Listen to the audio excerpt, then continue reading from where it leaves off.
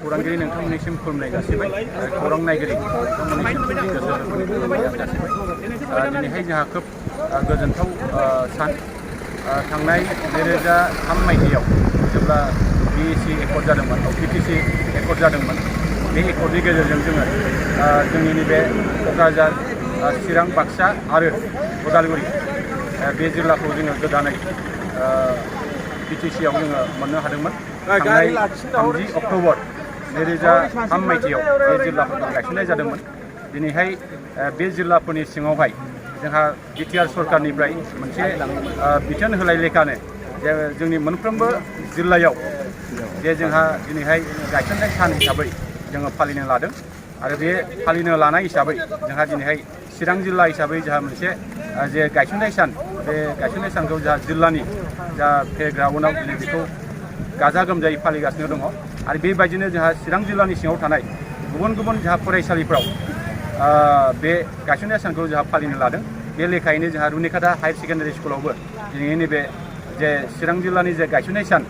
बे गायसननाय सानजों लोब्बा लाखिनानै जोंहा दिनैहाय बाहाय जोंहा मोनसे साइकेल रेलि जा हाबाफारि लादों आरो बे हाबाफारिनि गेजेरजोंनो रायजो राजाफोरनो बा जोंनि फरायसाफोरनो मिथिहोनो लादों जे थांनाय 2003 मायथाइयाव बिटिसि जोनोम जानायनि उनावहाय जोंहा मोनथाम जे जिल्ला जे जोनोम जादोंमोन बे जिल्लाफोरखौ जाहाथे थांनाय 30 अक्ट'बर खालि जेरैबायदि गायसननाय जाबाय बे गायसननायखौनो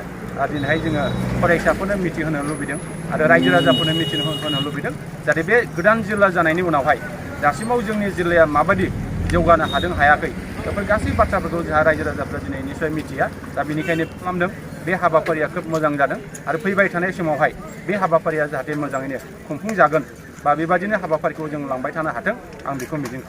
আমার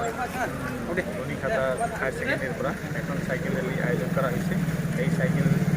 উদ্দেশ্যটো হল যে আজি আমার চিরাং ডিস্ট্রিক্টর জন্মদিন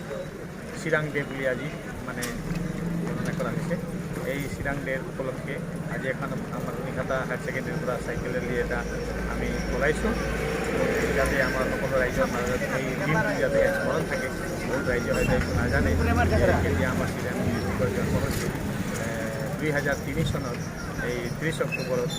তিনিখন নতুন জিলাত মানে জন্ম হৈছিল চিৰাং বাক্সা আৰু ওদালগুৰি বাক্সাটো আগৰ পৰাই আছিল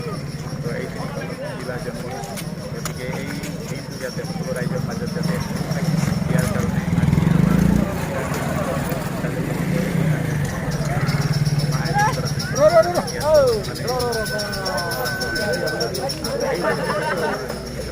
হায়াৰ সেকেন্ডারিৰ পৰা এখন